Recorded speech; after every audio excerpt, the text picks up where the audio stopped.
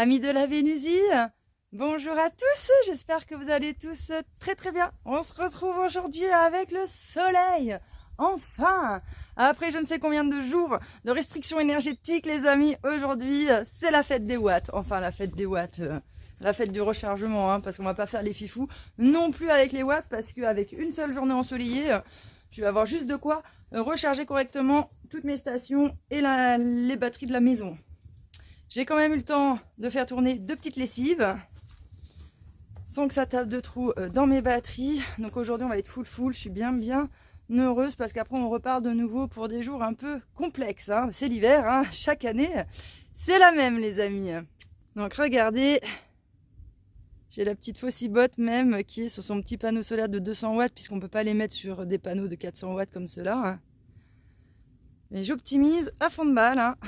Tous les panneaux donne à fond. Donc bon, cette semaine, vous l'aurez compris, ça aura été la grisaille, la neige, le froid, bref, voilà. Donc une semaine où j'ai pas fait grand chose. De toute façon, il y avait Alain, donc autant vous dire qu'on a fait que papoter avec Alain, comme je vous l'avais dit. Et puis Alain est reparti en fin de semaine. Et puis voilà, il a été là que pour le mauvais temps, Alain.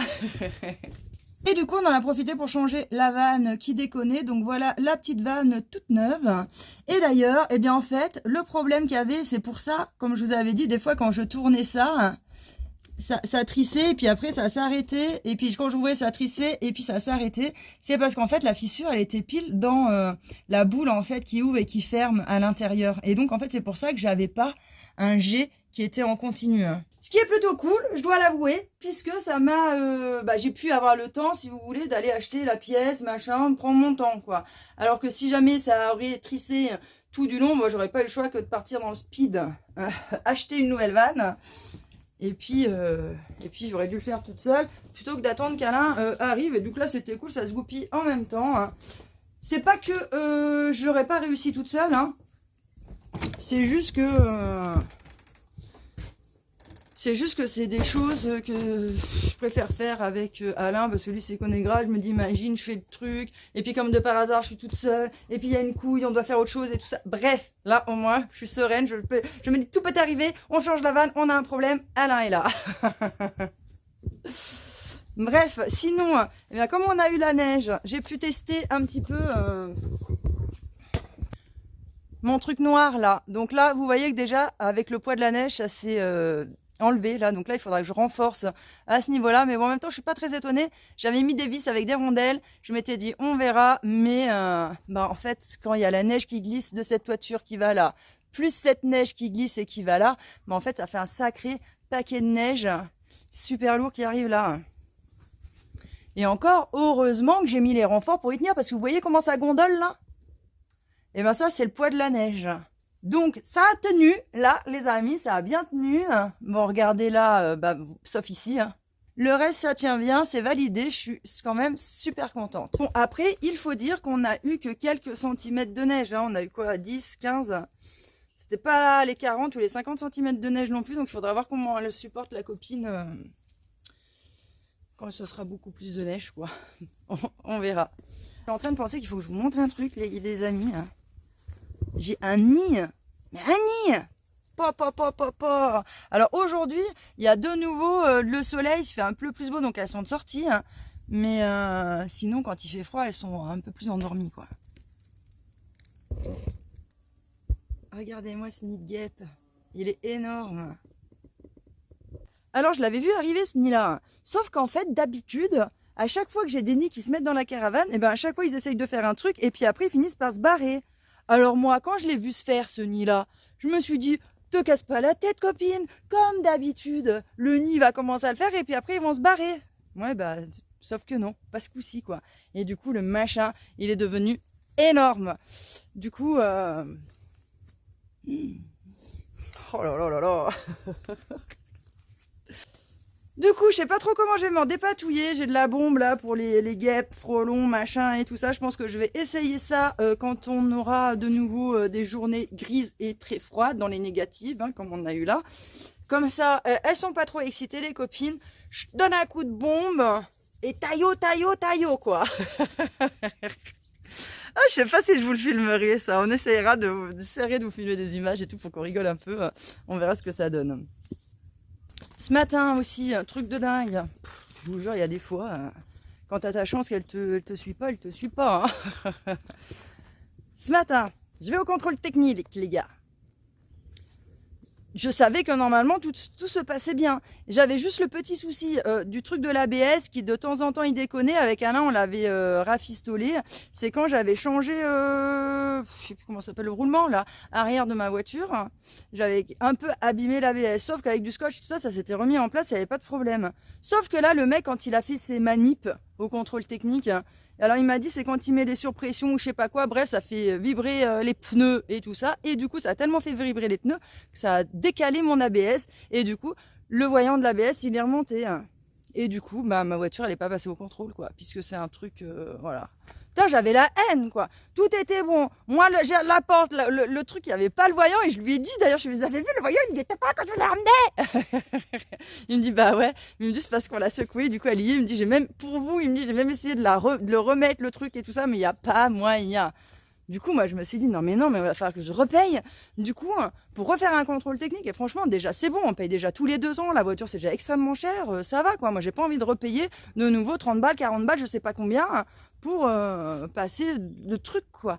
Du coup, je suis là, je fais ma pleureuse et tout, je dis, ouais, mais tu me le comptes pas aujourd'hui, je repasse dans quelques jours, regarde, je le refais vite fait, mais je repasse cet après-midi, là, je remets le truc, tu me le machines. Il m'a dit, non, je peux pas. Il me dit, c'est trop tard, maintenant, c'est dans la machine et tout. Il me dit, j'ai aucun accès au truc. Mais il me dit, par contre, au lieu de te faire payer, c'est 30 €, il m'a dit, bah, je te ferai payer que 10 €. Oh, j'ai dit, franchement, t'es trop un amour, quoi. Bref, du coup, ça va. C'est pas si dramatique que ça. Aujourd'hui, je vais m'en occuper là, de remettre cet ABS en place. Après, je retourne chez le gars et puis c'est bon, quoi. Je lui donne 10 balles, il me refait mon truc et tout va bien, quoi. Mais bon, ça fout quand même la haine que le truc il fonctionnait jusque-là et que le jour du contrôle technique, le bordel il lâche, quoi. Enfin bon, c'est comme ça. Quoi qu'il en soit, cette semaine, j'ai aussi terminé tous mes papiers, les amis. Putain, je suis trop heureuse, j'aime tellement pas faire les papiers. Je me suppose que je ne suis pas la seule. Et là, ça y est, j'ai tout réglé.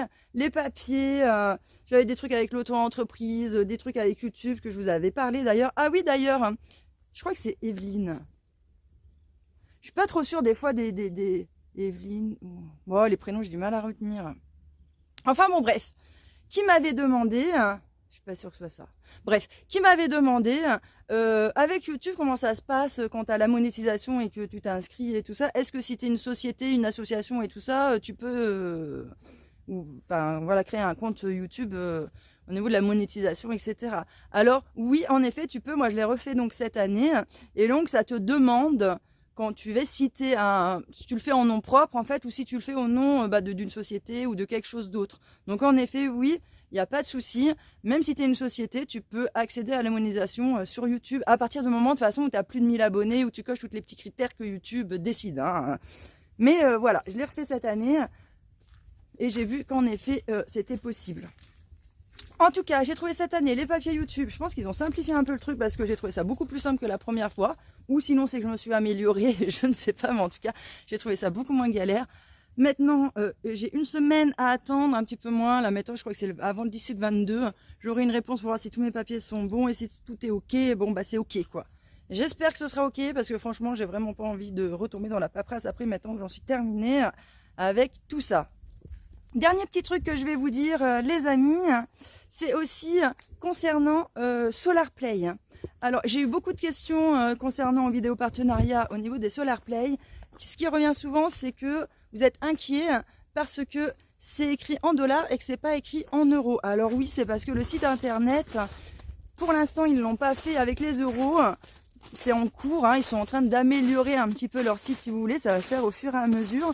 Mais si vous comptez, quand c'est écrit en dollars, c'est exactement la même somme en euros. Donc c'est 699 $, ce sera 699 €. Quand vous allez payer, en fait, même si c'est écrit dollars, sur votre compte en banque, ce sera prélevé, si vous voulez, en euros.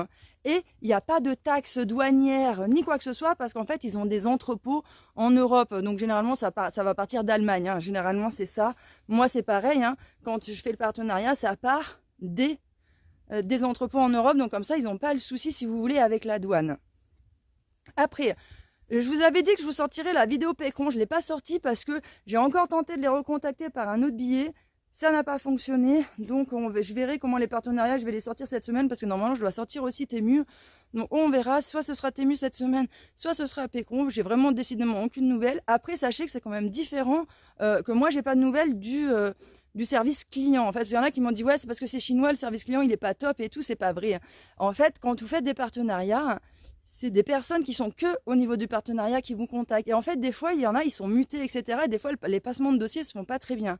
Sauf que généralement, ils vous communiquent le mail du prochain qui va vous suivre votre dossier. Et sauf que là, ça m'a pas été communiqué. Je pense que mon truc, il s'est perdu un peu dans l'espace, quoi. Donc, c'est pas parce que Pécron ne me répond pas qu'ils ont un mauvais service client. C'est pas forcément le cas. Là, je pense que c'est une problématique de passage de main. Le mec, il a dû être muté. Et puis, du coup, c'est quelqu'un d'autre qui a repris l'histoire. Et puis, je pense qu'ils ont perdu mon dossier, en fait, dans le truc. Voilà, les amis. Bon, moi, quoi qu'il en soit, je vous retiens pas plus. J'ai encore plein de choses à faire aujourd'hui pour en profiter tant qu'il y a du soleil après cette semaine pourrie où j'étais complètement à l'arrêt. Je vous fais plein de gros bisous et je vous dis à bientôt dans une prochaine vidéo. Ciao.